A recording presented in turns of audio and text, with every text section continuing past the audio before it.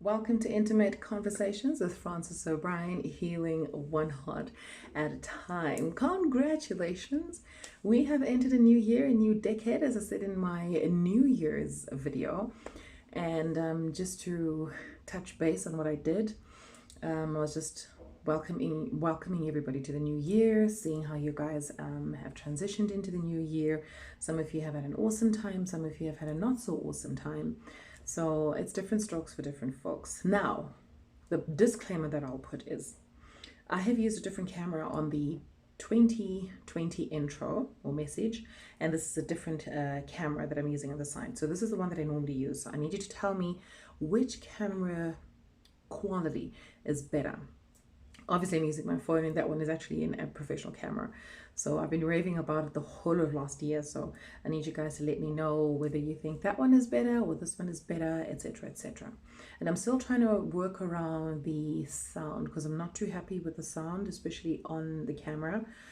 I'll see how that works. If there's anybody out there that is tech savvy that can help me, the camera has a built-in microphone.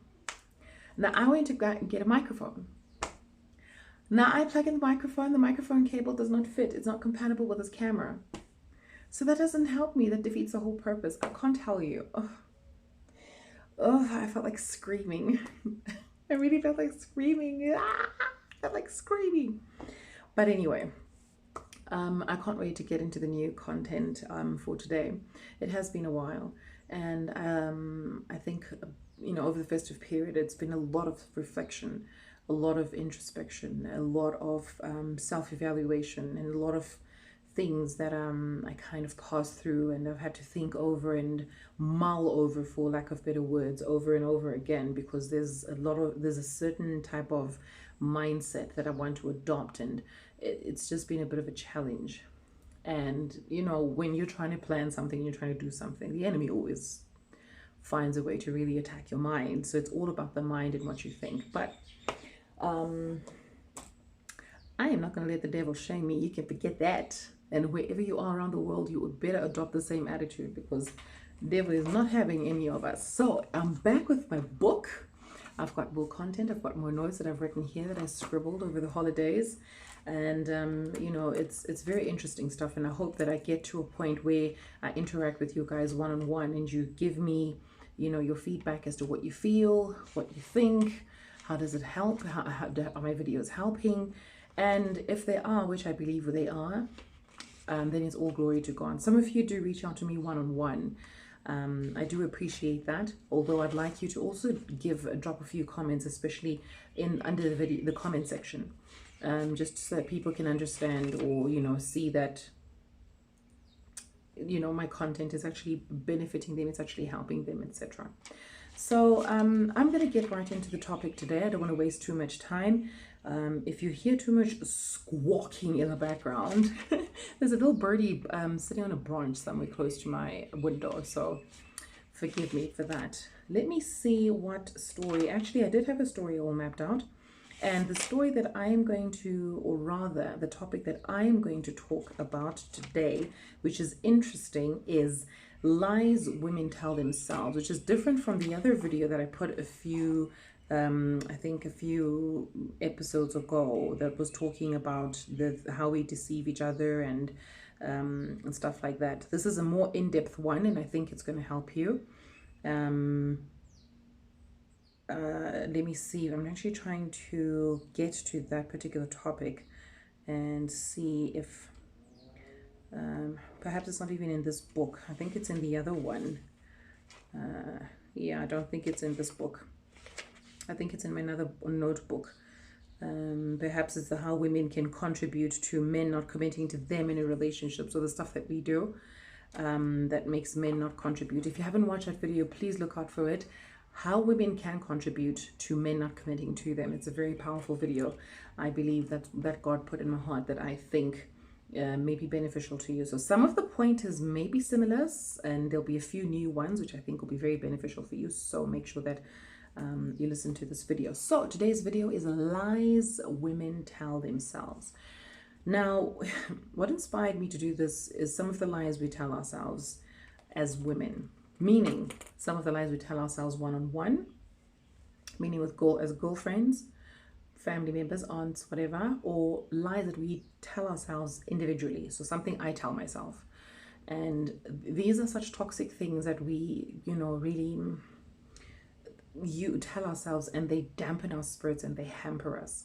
And I want women to hear these pointers coming from a woman, to see how they are very detrimental to us and how we need to learn to change our mindsets from this.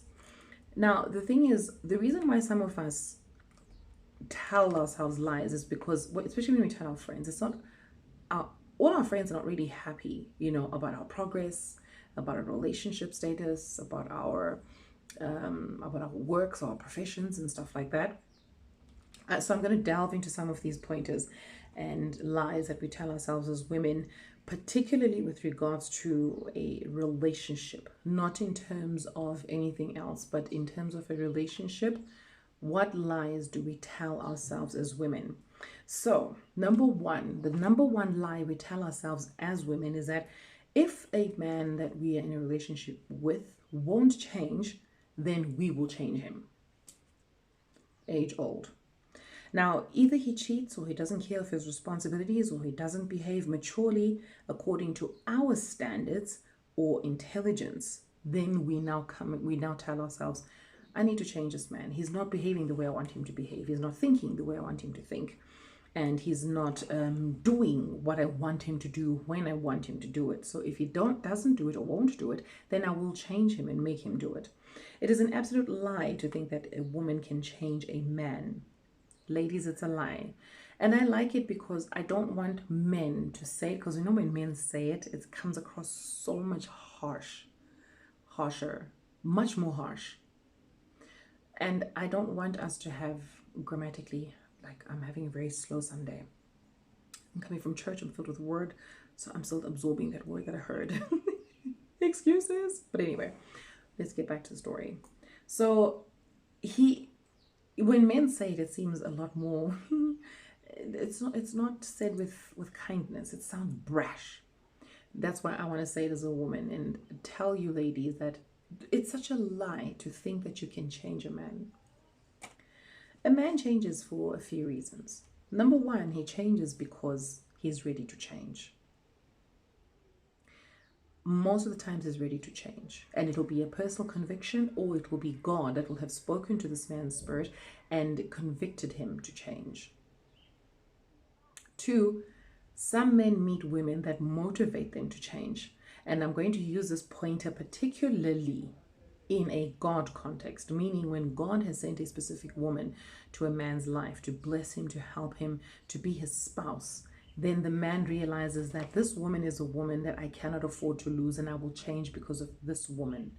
Now, it's nothing that the woman did. Everything I feel is out of his personal conviction and out of God that has spoken to this man's conscience, spoken to this man's mind, as to, to tell him that it's about time that you need to change. So, no amount of, I'm going to list this down because I actually wrote it down. And the reason why I wrote it down is because it's stuff that I've tried to do. So I'm not going to make myself holier than thou. I have adopted this lie, and I told myself this lie. No amount of barking, dictating, crying, depriving, which is deprivation of sex, to your partner, dressing yourself up or down, will make a man commit to you. None of that. As I said, when he is ready, when he wants to settle down, or when he wants to change and he realizes, you know what, I think I've moved past the boyish stage, and I've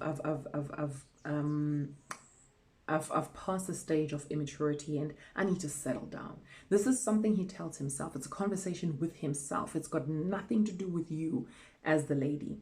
The only time it has anything to do with you, is when God brings this woman in this man's path, and he realizes that for him to keep this kind of woman, he has to change. So like I said, it's nothing she has done. She is just a presence in his life that has motivated him to change. Right. So I learned this in a very painful way, and I tried all the antics any reasonable woman will probably try to make her man or her husband behave. You know what I mean? So if you're married, the only thing you truly can do if your husband is behaving or acting or talking in a way that you don't like, apart from talking to your husband, the best thing to do is to pray and to talk to God and to put your concerns to God in prayer and tell him, Father, I don't like the way my husband talks to me. He talks to me, in such a way. Father, I don't like the way my husband treats me. He treats me this way. Father, and there's nothing that you can't tell God. God has the heart of a king in his hand. So there's nothing that he cannot do when you put everything to him in prayer. Now, just because you've prayed it tonight doesn't mean, this is another thing, ladies, just because you prayed tonight doesn't mean it's going to poof, miraculously happen like that. No, it won't. It's going to take time. And it's going to, look at your own personal mannerisms. You took months, maybe even years, to learn something different about yourself, or to even change or develop into a much more mature woman, a much more intelligent woman, a much wiser woman. It's taken years, it's taken experience. Now, when you pray, the same thing happens. Your husband or your partner is not going to just change instantaneously. It doesn't work like that. A person has to mature, they have to evolve, and evolution takes time. So, ladies, you have to remember that. So, I wrote here that I value the importance of a break and waiting on God before you get married. I really value the single time that I've been blessed with because it gives you a lot of time to think about yourself. It really does. And waiting on God before you get married gives you a time to polish yourself, finesse yourself, learn more about yourself, mature, evolve, grow, invest in yourself. You've got all those opportunities. And as you take your time, God is also working on your partner that he's ordained for you somewhere else, and he's taking his time working on him. So you don't have to worry about, oh my goodness, what am I going to do? What if I meet this man? Half the time, ladies, when we feel we are in our growth period, we feel that when we now meet a man, we think that when we meet a man during our growth period, we are now ready to have this man. The question is, the thing is, we may be ready, but is he ready? And just because he's waltzed down our path doesn't necessarily mean that he's the one for us. We don't have to see it that way.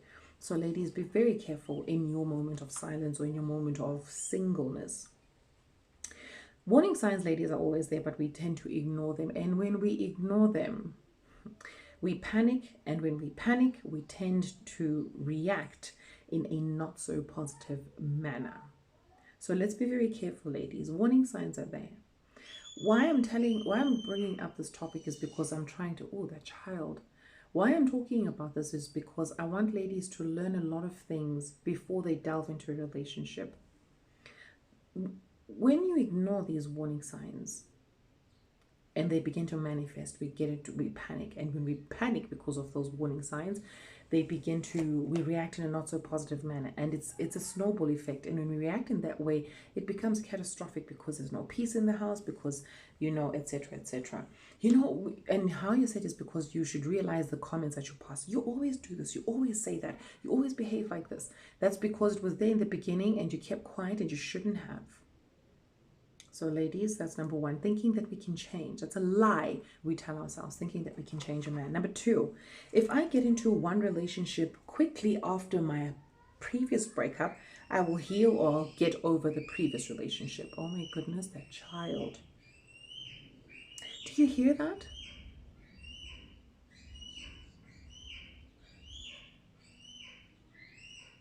It's crazy. The vocals on that baby. Isn't that crazy? That's crazy. Okay, I'm just going to ignore that child and move on because this content is very important. So, ladies, if you tell yourself that if I get into one relationship quickly, I will heal or get over my previous one. And it's so far from the truth. It's really far from the truth. Nothing would hurt you more than getting into a relationship soon after a breakup. It would definitely hurt you. Very isolated cases would you get when a woman gets out of an abusive relationship and meets somebody that God has sent her way to help her heal. Isolated incidents, but most of the time, when we meet a guy who comes into our space soon after we've broken up with one, This guy actually is a distraction to you. He's a distraction, and with this one, we don't deal with what we pass through, we bury it and we compound. So obviously, when you bury something, it's something that you don't want somebody to ever find or to know about, that you don't want to deal with, you bury it. And how it begins to compound is because you've met somebody new, and that person has their own life and their own mannerisms and habits and stuff like that. And you're going to put them on top of the past relationship because everything is accumulating, because you haven't dealt with it.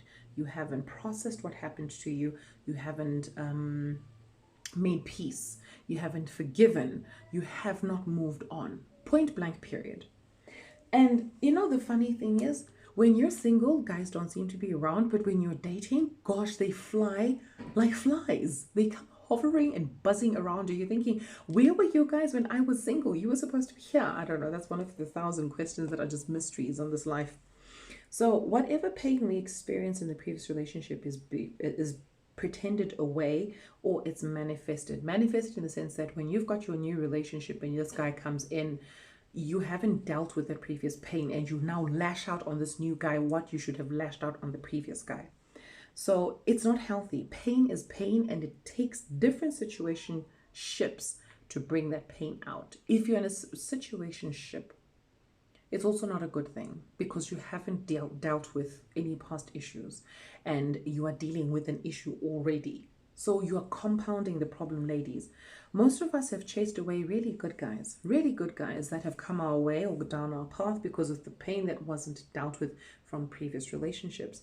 So we've tolerated negative or bad relationships, which has just made our previous relationships or previous experiences all the more traumatic. By not allowing ourselves to take time to heal, we become extremely broken individuals, hurt by the past, current, and even future.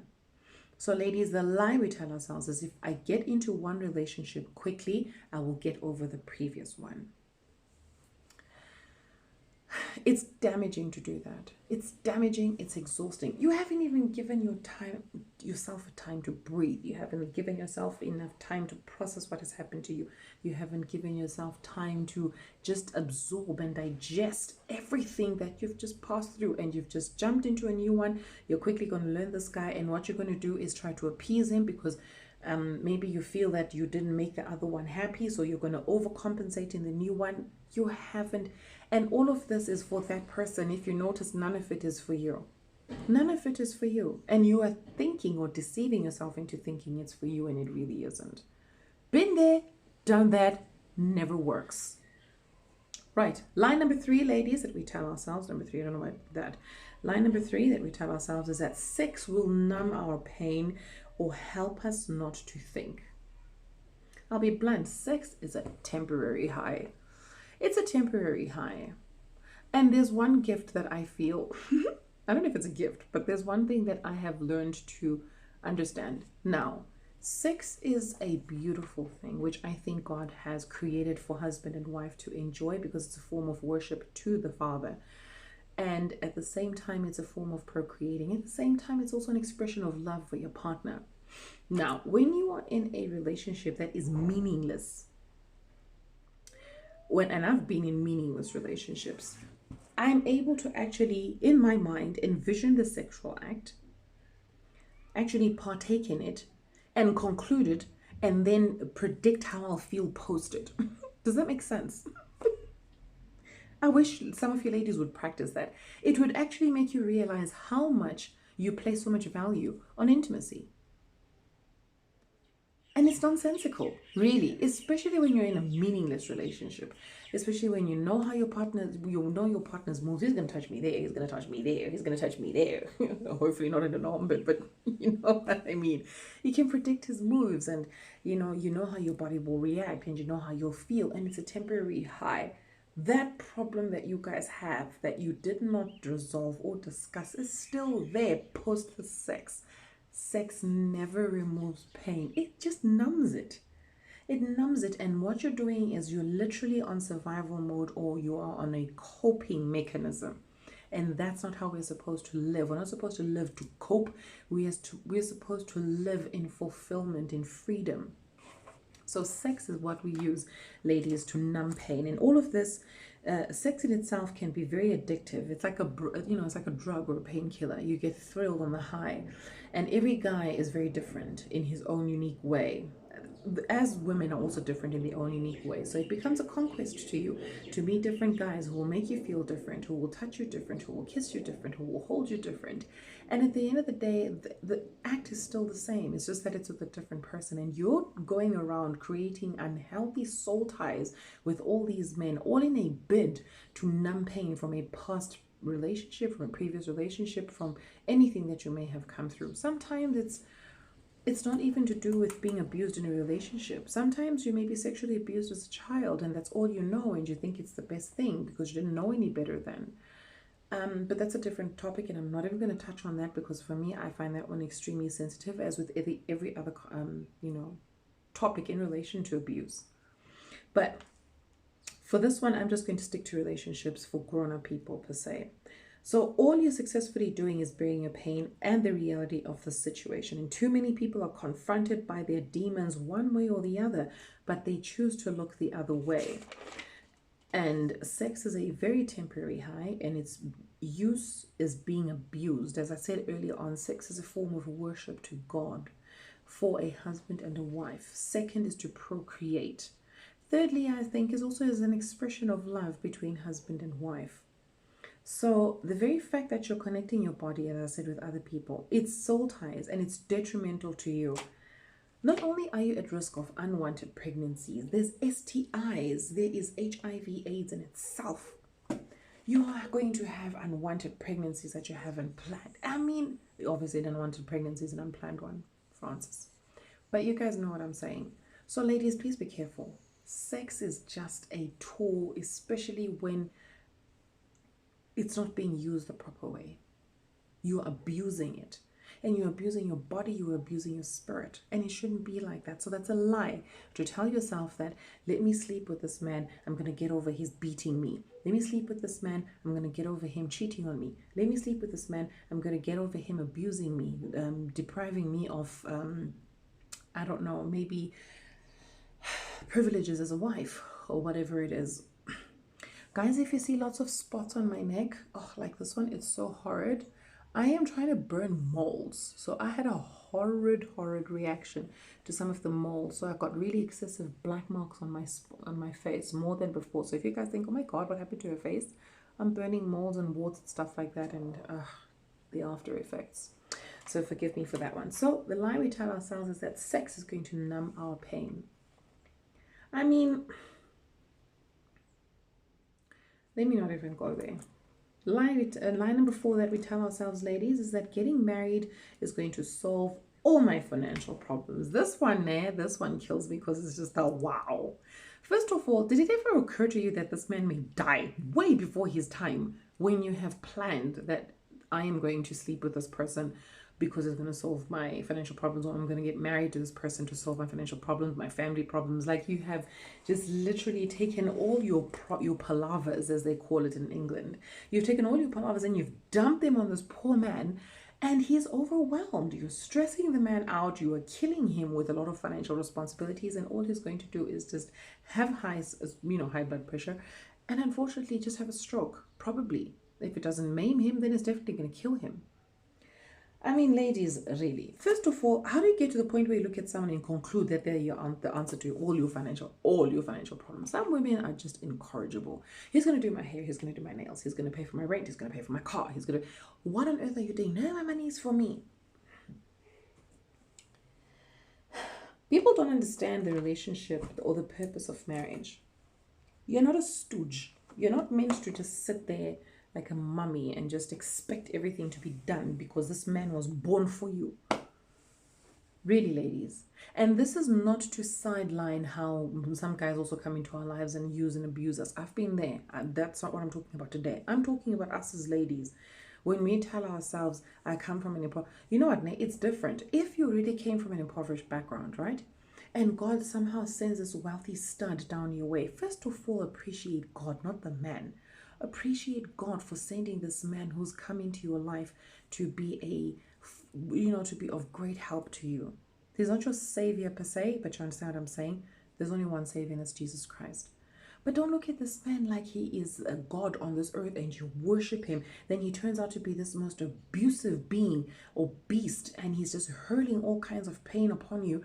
And you can't even do anything but just say, you know what, I'm just going to stomach it just because he's taking care of your financial needs. It's a lie. First of all, how are you, if this man comes in, ladies, this is a piece of advice. If this man comes into your space and he's got money, why don't you ask him to perhaps finance you in a course in school or college or varsity that you want to take, or college that you want to do? Ask him to help you invest in a skill, in a gift, in a hobby that you've suddenly taken in, something that will help you derive fulfillment and also, create a form of income for yourself so that you become independent. Should anything happen to your relationship with this man, you're financially sound on your own. Sadly, the reality is women and men who get into relationships with a seemingly well-off partner, what they forget is that this life isn't permanent, and that's not to jinx or to curse anyone, but money comes and goes. You may tell yourself, let me milk this cow while I can, but that is a human being with feelings. And that is a narcissistic behavior. It's typical of a narc to think like that, to see somebody as a tool, a cow to milk while you still can. And some women are so crude, né? When the man is now down and out after she has sponged him for all he's worth, she will leave and dump him and say, nah, he's useless, he doesn't have anything. Even if the money doesn't run out, your patience and tolerance of that person will eventually fade because your intentions from the onset were never pure or genuine. Normally, when these kinds of people meet a wealthier option, they are ready to move on and will create scenarios that provoke confrontations that will lead to a breakup. So basically what I'm saying is, when somebody has milked you for all your worth and they're tired of you, or they meet somebody who's wealthier than you, instead of them dumping you, some are crude enough to dump you, but what some of them will end up doing is they will now start creating scenarios that sabotage the relationship. So make provocative statements that will cause a confrontation and an argument back and forth. And before you know it, then you guys are breaking up. And the guy now moves on with his life only to find out that you've dated somebody who's obviously richer and of a higher standing or, level in society, whatever. And he will know that you obviously moved on to somebody richer. Ladies, really. Some of you ladies go out there and you do this and you don't care. But some of us don't have those kinds of intentions, and you ruin it for the ladies that are really trying to be legit. I'm encouraging ladies to learn to stand on their own. And I think a lot of women who eventually learn to stand on their own have probably been through enough abuse to understand that it's time I stand on my own, because if I don't, I'm going to live this life for the rest of my life. So line number 4, getting married to a rich person is going to solve all my financial problems. What if he's married? What if he's rich and you guys marry and he doesn't give you a cent, or he gives you only and, just to cater for your needs, meaning he doesn't even give you cash. He literally pays for all your transactions. Like, what's your hair salon's account and transfers into that salon account? What's your nail salon account? Transfer into that, and you actually don't even get to see a cent. How's that solved your problems? Right, ladies. Okay, line number 5 is women will get into competition with each other by dating or marrying high-profile men because one of their friends is dating or is married to a high-profile man and they seem to be living a lavish lifestyle. So it's a life of jealousy. So now, my BFF has got a rich boyfriend. I have a scrawny boyfriend who's got nothing to his name, doesn't even own a bicycle. No, I need to find me a rich man. I get me a rich man. Right? I get me a rich man. So I will get into a relationship and steer that relationship towards marriage. Right? The unfortunate thing is we aren't all honest about the kinds of relationships we find ourselves in. And I'll explain. When you see your friend or your sister, I'll just use friend, getting into a relationship, or colleague in a relationship with a very rich man, you don't understand the dynamics of that relationship, first of all, for you to be jealous of it. And she doesn't tell you the truth. What if that man beats her black blue? What if that man cheats on her black blue? What if that man is an occultic man? What if that man is just a dubious character? What if he's a fraudster? What if he's using her as a meal to be, carrying his drugs around? Then you get there and you think, yes, this is what I want. She's living the life. She's not going to tell you everything. I don't think anybody on this planet really wants to air their dirty laundry. I'm not going to come to you and say, yes, my husband is a drug trafficker and I'm actually his mule. Or my husband is a fraudster and I'm his mule. And like I said, not that we owe anyone any explanation, but some women are just in abusive relationships because of the status and their comfort, that they find themselves enjoying or benefiting. And I'm not going to tell you, because you may judge me and say, but why are you in that relationship if he's doing this? Then get out of it. Then I'll now interpret it, okay, she must be jealous of me. That's why she wants me to get out of the relationship so I can be as low as her. No, I'm not. I'm going to stay in this relationship and I'm going to take whatever comes. Yeah. Like I said, ladies, chances are you've been told a half truth about the dynamics of that relationship. Perhaps it's a sugar daddy, sometime perhaps he isn't. Not every woman is confident, like I said, airing her laundry. She won't. So ladies, when you see your friend or your colleague getting into that kind of relationship, don't envy them. That doesn't mean that what they're doing is, I'm not saying all of them are like nasty or are really, dodgy kind of men. I'm not saying that, but don't envy. Don't envy, because you may get into that relationship and you into a relationship with a man forcefully because he's rich, and he will do things to you. And you will not be able to open up and tell anybody because you went there with a green eye. How will you explain to people why you are enduring what you're enduring? As I said in one video, is a Louis Vuitton handbag with a blue eye covered in Chanel makeup? Right. Because of this, women envy falsehood. We envy falsehood. And you don't even know. There was a friend of mine who told us that, we were seeing her in Gucci and seeing her in this and this and this and this. And, at one point, I think she ended up divulging. I don't know what made her even divulge. And she said, actually, I got these clothes from a gay friend of mine who had a very wealthy friend who happened to die. And this person had amassed a ton of property and they didn't know what to do with it. So as a result, there was just this massive giveaway, or there was a garage sale or something like that. And that's how she ended up getting all these designer things. There we are thinking she's got a rich boyfriend. That's what I'm saying. Imagine if she didn't open her mouth and tell the truth, and we would have been like, oh my God, oh my God, oh my God, oh my God. And this is a long time ago and you're still wet behind the ears. I mean, don't go envying people. You don't know what they do. Like, you don't know what people do. It's only after a while that cracks start to appear, signs of abuse become evident, and the friend who got into a relationship influenced by what she thought was everything is also feeling the bite of the relationship, and it's hard for her to come out of it. The same goes for relationships. When some women witness their friend or colleague in a relationship and she envies that because she's single, she feels like she needs to get one to be happy. No one, I feel, truly values the beauty of singlehood. I think there was a famous saying, but I can't remember what it was. When you just live a life of lies, you just know that you've lost it. You've lost the intention of life. You're supposed to be living a beautiful, fulfilled life. You're not supposed to be living a life filled with envy. You're supposed to be living a life filled with content and fulfillment. All these other things are material things that you don't need. But because we are human and we crave, or we want to have some of these luxuries, we're willing to do whatever it takes. When you're willing to do whatever it takes, be willing to receive whatever you get. Line number 6, ladies, that we tell ourselves: I will hold on to this nightmarish or abusive relationship until he changes, because I can see deep down that he is a good man. I've done this. Funny enough, yesterday I was watching a movie. This chick, long story short, her mother passed away at birth. Then her grandmother raised her until she was 7. When she was 7, her grandmother died. And then she was just from there, on the streets trying to fend for herself. Actually, she moved to an aunt's place, and then the aunt had children. And when the aunt would travel out of town, her aunt's husband, meaning her uncle, would not sexually abuse this girl. So that's how she ended up living the majority of her life.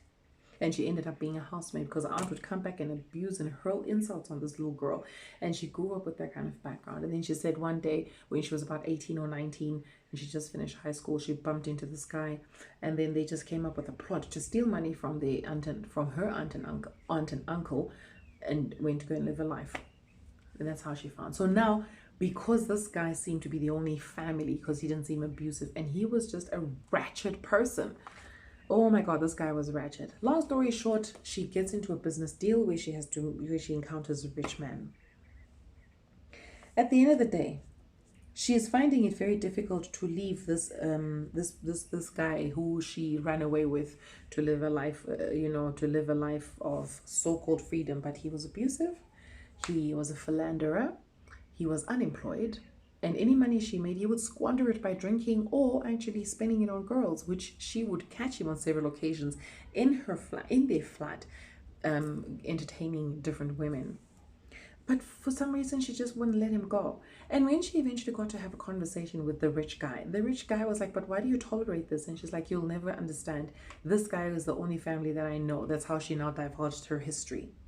He's the one who's been there for me. He's the one who's done 1, 2, and 3. He's the one who's helped me with this. He's my family. No matter how much he's hurt me, I cannot turn my back on him. This, that. This guy's like, let this man go. I will take care of you. I will protect you. I'll provide everything that you need. Funny enough, the movie got an interesting twist at the end, because she didn't end up with the guy, despite the fact that she settled with, despite the fact that she left this abusive guy that she'd been with for over 10, 12 years. She left that guy because she caught him again with another woman, and that was just it. She had just tolerated enough, because she would find these kinds of scenarios and then go back to the rich guy and go and cry to him, and he's like, but why do you keep tolerating this? Then they would fight, and she would run back to the boyfriend that was cheating on her, and it was just a whirlwind. It was like a carousel. It was really a horrible carousel. So eventually at the end of the movie, the guy, she dumps the boyfriend, the ratchet one, and the rich guy is still begging for her attention, and she says, you know what, I need to find myself, because I've lost myself in all of this and I don't know who I am any longer. Now, ladies, I related to this point. This lie is a horrendous fallacy. And it's one, I'm sad to admit, I told myself as well, because I'm one of those individuals who choose to see the good in people. But that can be a weakness, because when you choose to see the good in people, you tolerate nonsense. But you have to understand that there's a limit to your tolerating of nonsense. And that comes with experience, and it comes with time. So you won't learn it firsthand. But if you are privileged enough to learn it firsthand and you just put a stop to it, then kudos to you, woman. So you just tell yourself, let me give this man time. He'll come out, and people, and which is your family and your friends and your colleagues, are going to see exactly what you've been seeing all this time, that he's actually a good guy. So he'll beat you, and then he'll give you good sex, buy you good gifts, and that's the part that he doesn't show other people publicly. Or he shows that part publicly, but he hides the beatings, and they think he's an angel, but he isn't. It is so sad what we deal with as ladies. So it's a lie for you to tell yourself that you should hold on to a relationship because you can see that he's a good person on the inside and that he will eventually change after he's maimed you, probably. Most of the time, this never works out as planned. Instead, it gets worse. It gets worse. As you have dedicated time to this man to blossom into a so-called knight that you see in him, he's fast becoming an unapologetic miscreant. And the heartbreaking thing is that the more you give him a chance, the more you are literally exposing yourself to psychotic manipulation. I promise you, it doesn't get any more detailed than that. It's damaging to your mind, your spirit, and your emotions. And instead, the person is actually not changing like you want them to change as you're giving them time to see the good in them. They're actually changing you, the woman, staying in that relationship. You are morphing into something else, thinking you're giving him time to change and become a good person, or to allow this angel in him to suddenly come out and the demon will disappear. But you tolerating him is changing you as the woman waiting for him to change. He's always been like that, and he's probably not going to change in a long time, if at all. But you are deteriorating the more you stay in that relationship. So that is lie number 6. Lie number 7. Perhaps if I give in to my man's outlandish sexual desires, he will see how much I love him and our relationship will improve. I have heard stories of women agreeing to absolute nonsense all in the name of satisfying their partner's sexual desires. It is crazy. It is crazy. Some men will say, I want to sleep with you and your best friend. And then the woman will find herself stooping so low and talking to her friend that, you know what, would you like to be in an orgy? Oh. From threesomes to swinging parties. If you guys don't know what a swinging party is, let's say, for instance, you're married. You guys go to a couples only like party or whatever. When you guys get there, maybe you dump your car keys in some jar. And then whoever's responsible, you know, at this house party, whoever's the host, will now tell the women perhaps, or the men, to pick up the car keys, you know, without seeing where they're dipping their hand into the bowl. Pick whatever car key they land up with. Whatever couple owns that particular car, that man or that woman will take that husband or that wife. That's a swinging party. It's the most disgusting thing I've ever heard. It's ludicrous. And some women are willing to go through that just to satisfy their man's sexual desires. Now, let me explain. It may start off very exciting and interesting. I'm sure it'll start off very exciting and interesting naturally. But watching your man go at it with another woman is paralyzing. It's paralyzing and it's numbing. Eventually, you slowly die on the inside, and your resentment towards your partner and the person is making out with gradually builds until you eventually erupt or explode. If someone loves you, or when someone loves you, they would never put you in a situation that makes you question or go contrary to your morals. They would never deliberately go out to hurt or manipulate you. So you will resent this person for making you go through those things. You will resent them for making you feel and experience all those things. I mean, it's exciting before, and you're thinking your partner is like at it with somebody else, which first of all, in the first place, that's the most morbid thought I could ever even entertain in my mind. But if you're in it, and I've heard ladies, I mean, you're at it and you're like, yeah, no, he looks like he knows how to do his thing. So this is what he looks like when he's 1, 2, 3. It's a really sick and twisted kind of environment to be in, to allow yourself to go into. So ladies, don't accept some types of outlandish sexual desires. Some things, if they don't make you feel comfortable, put your foot down and say no. If the man wants to cheat, let him cheat and get out of your life. Get out in totality. Don't allow somebody to make you do things, make you feel things that will make you doubt your faith, make you go against your faith, that will make you doubt your own sanity, doubt your sense of, or even question your, or redefine your perspective on sexual fantasies. There's healthy kinds. There's really healthy kinds that a husband and a wife can really do together, consensually. But if you find yourself now going out to go and find somebody, whether it's a man or a wife, if you find yourself now going out to go and get a partner who you think who's well endowed, I'm not going to explain what that is because you feel you're not well endowed, there's nothing God cannot do. There's nothing God cannot do for you in your relationship. So when you are doing this, women, it's a lie to tell yourself that, let me accept this. You will resent that man. And when you look back now, when you're out of that relationship, you're going to look back and think, what on earth was I thinking? Like, what happened? How did I get there? Like, how did I get there? Where I allowed myself to actually get to the point where this man is doing these things and I was there right next to him, accepting all of this. Right? So that's lie number 7. Number 8. And I don't know if this is the last one. Actually, I think number 10. So I've got 2 more to go. Number 8 is, my man must not okay, no, sorry, let me rephrase. My man must know that this is who I am and I will change for no one. So it's one of those cases where a woman is a very opinionated lady and she's like, you know how I am. I am not going to change. I'm not changing for you. I'm not changing for your mama. I'm not changing for the church. I am changing for nobody. If you don't like me, you need to walk. Women, if that's the case, why don't you get into a relationship with yourself? If somebody comes to you and tells you, please don't do this, I don't like it. Yeah, but you know this is who I am. This is who you are, but I don't think you intend to stay like that till you die. You're going to eventually change. So, ladies, that lie you tell yourself that a man is going to tolerate that kind of attitude, it's a matter of time. It's a matter of time. Relationships require a little compromise and bending over backwards for the other person. And this mindset of this is who I am and I will not change is the reason why a lot oh Lord, that was painful, excuse me, is the reason why a lot of women are still citizens or residents of Singleville.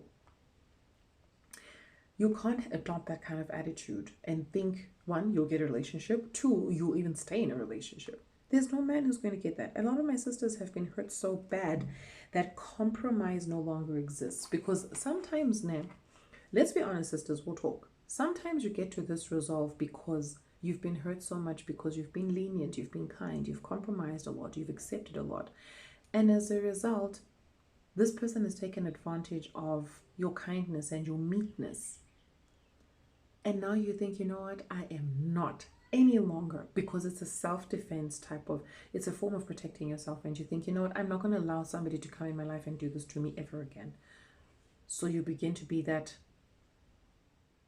chick who just says, you know what, if you don't like this, I don't care. One, two, get out of my life. You know where the door is. Resident of Singleville, ne? So pain and betrayal has made my sisters more stoic or rigid as a result of this, which is not a good thing, but from personal experience, this is the opposite effect. If anything, it pushes men away. So my dear sisters, I understand this stance, I really do. It stems from pain and it stems from betrayal. That is why I encourage being single, especially when you're past that kind of painful relationship. If you don't heal, you will morph into something that you are not, rather than morph into what God ordained you to be. So now you're going to change into this person who's very hard and, you know, manipulative and whatever, and that's not who God made you to be, or, you know, ordained you to be. You need to allow yourself to heal. So when you get out of that horrible relationship, come out of it, take time on your own, heal, and think, this person almost finished me. This person almost broke me. What healing does is it teaches you to be stronger and wiser. It doesn't teach you or doesn't morph you into being a more vindictive and wicked person. It doesn't. Especially when God is in that healing process, you will not turn into a vindictive person. Allow yourself to come out and heal. Now, a lot of our sisters don't come out of those relationships and heal. Instead, we come out and we seek vengeance. And we come out and we blame. And we don't analyze, where did I go wrong? What mistakes did I make? How did it get to this point? How can I change? Or how did I change because of this? How did I react? How can I make sure that this never happens again without coming out aggressive? And all of these things, God will help you. So that's lie number 8. Being rigid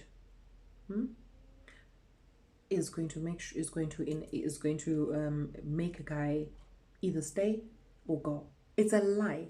Being rigid will never make any man stay. It'll make him flee. So don't even tell yourself that, ooh, there's some ladies who are just so rigid, hard-hearted, and sometimes you really wonder, how did you get that relationship? Like, how didn't this guy see this? You know, let me not go there. Now, lie number 9 that we tell ourselves is, my sole purpose as a woman is to live for my man or my husband or my partner. I attest to that. This is because we were groomed, for a lack of a better word, from a very young age to think that our sole existence as women is to live to please our husbands or our partners. But my faith, as you know, as Frances, has led me to understand that I have a purpose, a gift, and a reason to be alive. My other nature, which is to be submissive to my husband, comes secondary. This is because I have an assignment to fulfill on this earth, whatever it may be, and I'm speaking on behalf of every woman. So that's how you must tell yourself that I am an individual and I have a purpose and I have a gift. There is a reason why I was born, and I have to discover that.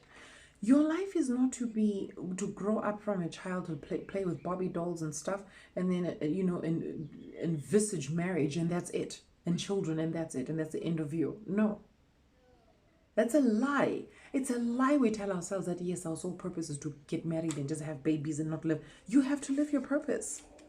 You have to live your purpose. You have to live. You have to find out who you are and why you're here. Some men, honestly, are dream crushers or destiny destroyers. I think I was on a vent here.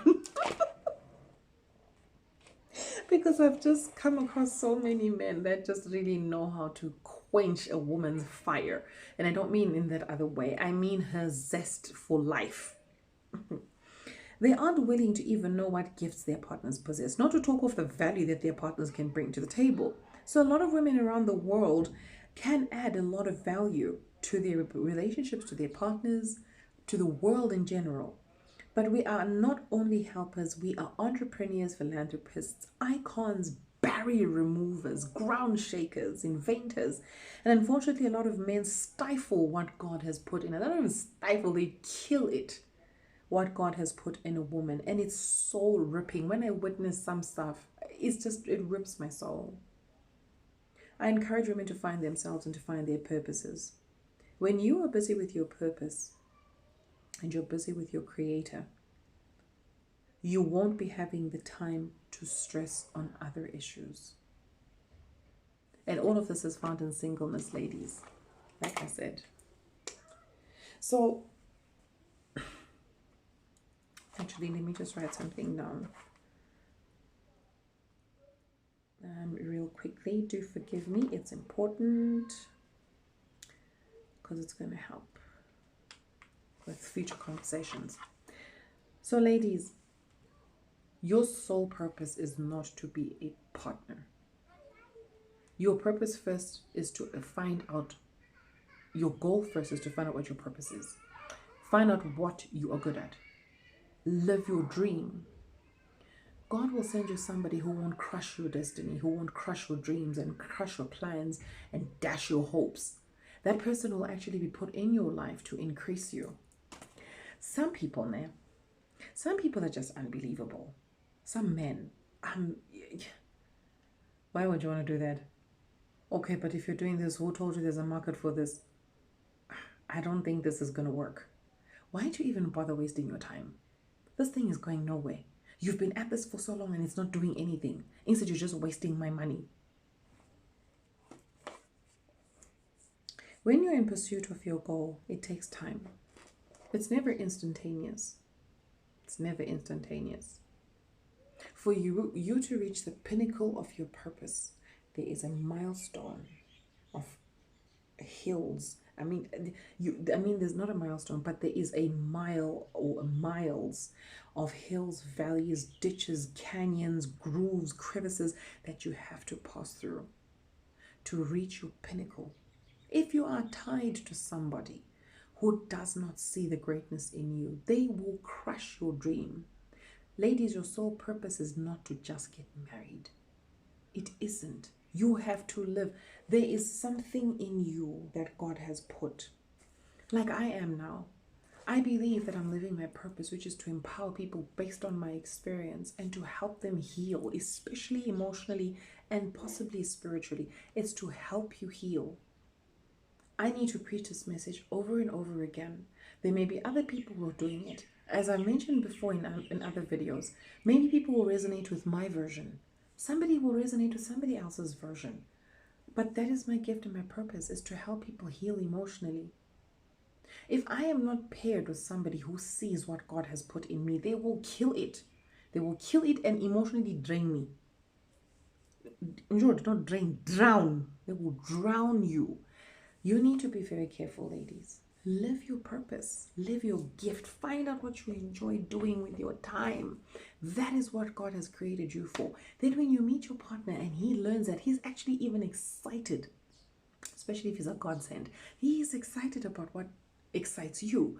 He is over the moon. He will become resourceful. He will find, baby, remember that project you're talking about that you want to do? Hey, I just found somebody, who just happens to do the same thing. And I thought I would get his details and the two of you could maybe have a conversation. I don't know. What do you think?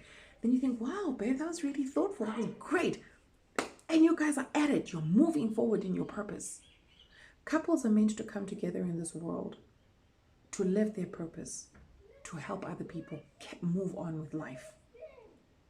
Not to just exist for the sake of existing in procreation. No. And it doesn't matter what your gift is. Even if there are 1,000 people on this planet who are doing the same thing, there is 7 billion people on this planet that need help. Those 1,000 people won't reach those 7 billion. Some of them are in remote areas. If you think of it that way, some people are in remote areas and they can't be reached. If you have the financing to reach those remote areas, to go and do your gift, live your purpose, then you are living a life of fulfillment. Your sole purpose is not to just get it stretched and put a ring on it and then, no. So it's a lie. Number 9 that we tell. Last one is number 10. I won't talk about a baby keeping a man because it's been exhausted. I think this topic has been drained, that a child can keep a baby. That I'm not even going to talk about that, but that was one of the things that had crossed my mind when I was writing these pointers. So the last point is that we need to have accomplished certain things by a specific age. We are the hardest people, man. I have passed this and sometimes I do struggle with it. I confess, man. I have struggled with this age factor. Why? Because society has drummed it into our heads. By the time you reach the age of this, you must have done 1, 2, 3, 4, 5, 6, and when you look back, you think, I haven't even done 2. And then you go into the self-bashing mode. Oh my God, I haven't done this. Then you're looking at your friends and you're comparing with your family and your colleagues. They've done this and they've done that and they've done this and they've done that. And you're thinking, I am nowhere near there. Oh my God,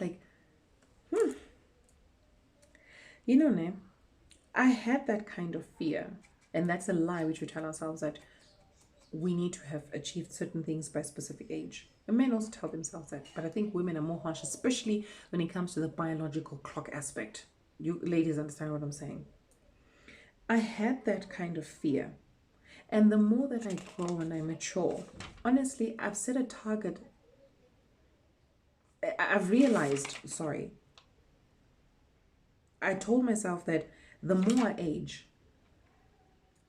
and I don't do those things, then my stress levels multiply. And it's really crazy because you find yourself making reckless decisions because you have not done certain things by certain times. So now you are rushing and you're rushing. God's timing is so perfect. It's so pure. And you'll only understand it if you're patient enough to wait. In my case, it was the fact that I needed a baby as soon as possible, but a father, not even the right man, was coming to me. So a lot of women also tell themselves that, and I'm not different. That's why I'm using myself as an example. You think, you know what? My biological clock is ticking. I need a baby, and if I don't have a baby, and even if I don't, the baby's father doesn't commit to me, it's fine. I still want a baby. And a lot of women tell themselves that I'll just have the children, to hell with the man. Anyway, men are stressed. No, they aren't. It's just that you are dealing with the wrong one. And that's the honest truth. My hair is just scraping over my ear, so it's really itchy now. So when you don't even find the right man coming to you, you begin to stress. Do you understand when I say you put yourself in a situation and then your stress levels magnify because you've given yourself a really ridiculous target? Do you know how twisted that sounds? When it clearly shows, or it's indicative of somebody who doesn't value themselves, because you should be telling yourself, I want the best because I deserve the best. And if it means I need to wait to get the best, I am willing to wait. You need to get to that point, especially when you have passed through hell and high water. There is no reason for you to rush. And it's only women who've really passed through hell and high water who have come to that conclusion that, you know what, I really am going to wait. I can't be dealing with mediocreness or mediocrity. I can't be dealing with substandardness. I can't be dealing with just average. I deserve the best, and I deserve God's best. And there's nothing wrong with that. There's nothing wrong with that. You know, a lot of ladies are so worried, and I promise you, I'll confess I was one. I'm thinking, if I don't have a child now, or if I have a child by the time I'm this old, that means when I'm 60, the child is this. And I got into such a panic mode, and I thought, oh my God, how is this even going to work? I don't know how it's going to work, but I know one thing: God is there. I don't know how it's going to work, but I trust one thing: I trust God. I trust God because His word says He knows the plans He has for me, plans for a future and a hope. Not for things that are going to destroy me or harm me or hurt me or delay me. No. Sometimes, like the famous expression, destiny can be delayed but not denied. Sometimes we are also our own destiny killers with our own hands, because we're such a rush to do certain things. And God is like, you know what? You haven't quite grown in this area. You haven't quite matured in this area for you to get 1, 2, and 3. And I need to grow with you. And I need to mature you. And I need to help you pass through certain things before you move on to the next level of life. And that's how it is. But we are so impatient. We are in such a hurry. We don't even want to wait. It's like, you know what, God, if you're taking your time, let me just fast forward this process for you. I'll meet you in the front, period. So the key here to note is that it upsets you. You can still achieve your dreams, even though in your mind they're delayed. You can still achieve them. Making peace with that, personally, made me appreciate the process of things in life. So ladies, you aren't incomplete or inadequate when you don't achieve some things at a specific time. Trust yourself and trust God. He knows what you need, how you need it, and when you need it. You know, just pleading for this or these things that you want just makes you realize that you don't need them, because they seem to be your only focus. When you're pleading to God and you're begging and you're wailing and you're crying and you're needy and you are focused on this one thing the whole time, and God is not giving it to you, it means you shouldn't be getting it, because it's the only thing you keep focusing on. That has taken me time to also master, to stop lamenting over a specific thing. I've said it once, God is not deaf. He's heard me and He knows what I need when I need it, and I will trust that He's heard me. All I can just do is put it in prayer. Father, thank you, and I receive it when you're ready. And the rest of the day, try to live your life, in thanksgiving. It's difficult and it takes a while to get to that mindset. It really takes a while. So your focus at the moment, ladies, should be God more than anything. Whether you're in a relationship or whether you're single, your sole focus should be God. And then it's your purpose. So these are the 10 lies that we tell ourselves as women.